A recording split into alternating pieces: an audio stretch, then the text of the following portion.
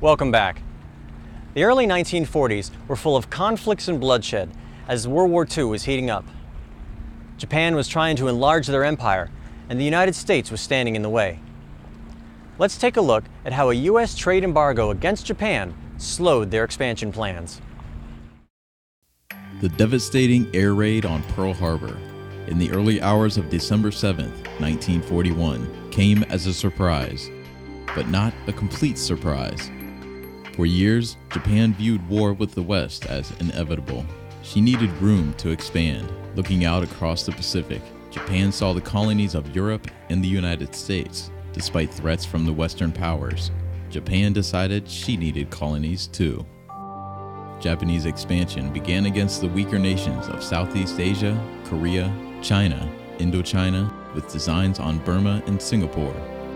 This left only the United States standing in Japan's way.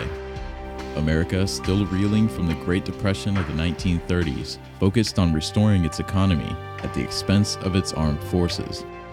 The Japanese military knew it couldn't win a long, drawn-out war with America. If they were going to fight, they would have to hit hard, fast, and first. Japan faced a now or never dilemma. They chose now. The Japanese adopted a two-pronged approach. They prepared for war before the end of the year, while continuing diplomatic efforts for peace. The U.S. Secretary of State, Cordell Hull, insisted Japan not only remove all troops immediately from China and Indochina, but that she withdraw from the Tripartite Act. The Japanese government refused, feeling these demands were too harsh.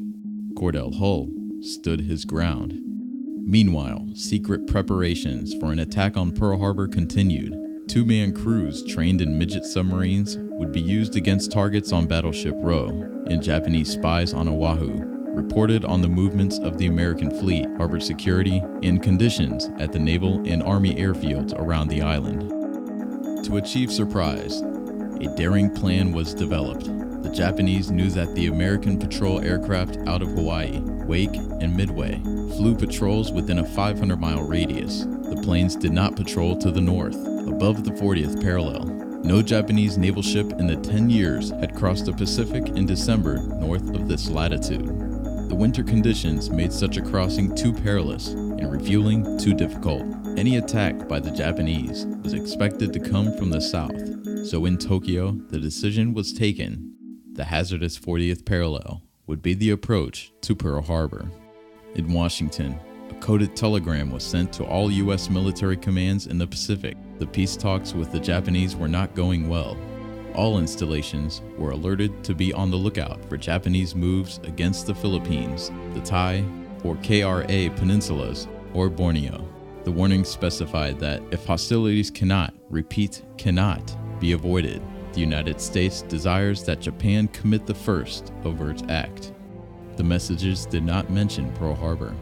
In Washington, peace negotiations continued, but in name only.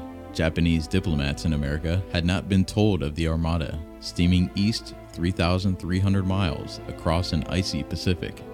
Instructions were sent to Japanese ambassadors in Italy and Germany to inform Mussolini and Hitler that war may come quicker than anyone dreams. These messages were intercepted by American codebreakers.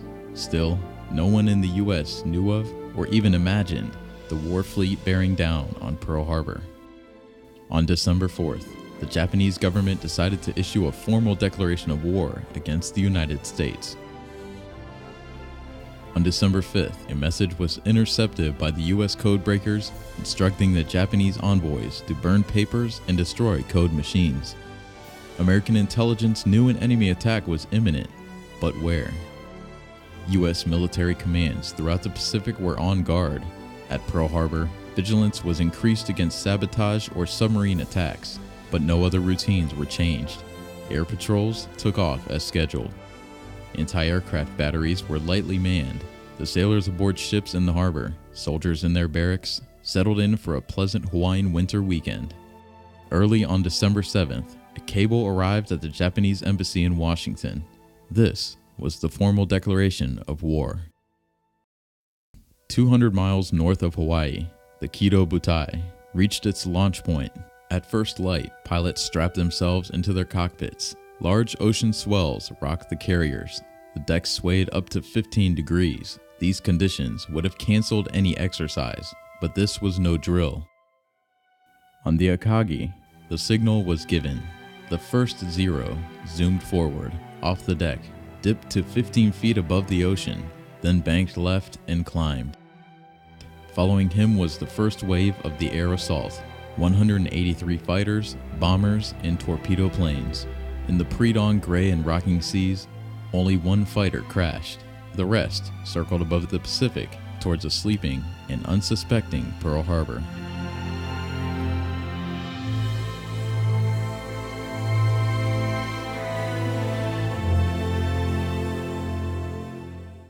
Japan planned to strike America within 30 minutes of declaring war.